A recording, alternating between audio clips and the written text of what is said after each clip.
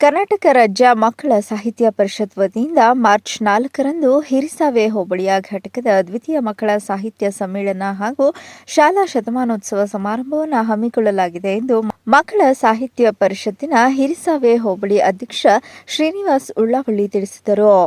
ಚನ್ನರಾಯಪಟ್ಟಣದ ಪತ್ರಕರ್ತರ ಭವನದಲ್ಲಿ ಸುದ್ದಿಗೋಷ್ಠಿ ನಡೆಸಿ ಮಾತನಾಡಿದ ತಾಲೂಕಿನ ಹಿರಿಸಾವೆ ಹೋಬಳಿಯ ಪಿ. ಹೊಸಹಳ್ಳಿ ಗ್ರಾಮದ ಸರ್ಕಾರಿ ಹಿರಿಯ ಪ್ರಾಥಮಿಕ ಶಾಲಾ ಆವರಣದಲ್ಲಿ ಹಿರಿಸಾವೆ ಹೋಬಳಿ ಮಟ್ಟದ ಮಕ್ಕಳ ಸಾಹಿತ್ಯ ಸಮ್ಮೇಳನವನ್ನು ಹಮ್ಮಿಕೊಳ್ಳಲಾಗಿದ್ದು, ಉದ್ಘಾಟನೆಯನ್ನು ಶಾಸಕ ಸಿಎನ್ ಬಾಲಕೃಷ್ಣ ನೆರವೇರಿಸಲಿದ್ದು, ಪ್ರಶಸ್ತಿ ಪ್ರದಾನವನ್ನು ಮಾಜಿ ಎಂಎಲ್ಸಿ ಗೋಪಾಲಸ್ವಾಮಿ ವಹಿಸಲಿದ್ದಾರೆ. ಕವನ ಸಂಕಲನವನ್ನು ರಾಜ್ಯಾಧ್ಯಕ್ಷ ಸಿಎನ್ ಅಶೋಕ್ ನೆರವೇರಿಸಲಿದ್ದಾರೆ.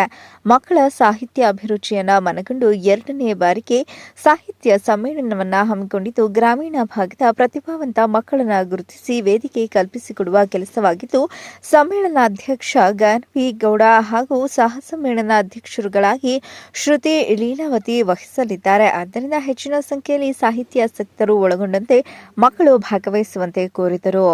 ಸುದ್ದಿಗೋಷ್ಠಿಯಲ್ಲಿ ಸಮ್ಮೇಳನ ಸಾಹಿತಿ ಅಧ್ಯಕ್ಷ ಎಚ್.ಕೆ. ಸುಧಾಕರ್, ಸದಸ್ಯರಾದ ಮಂಜೇಶ್, ಸ್ವಾಮಿಗೌಡ, ವಿಶ್ವನಾಥನ್, ಶ್ರೀಕಂಠಯ್ಯ, ನಿಂಗೇಗೌಡ ಸೇರಿದಂತೆ ಇತರರು ಹಾಜರಿದ್ದರು.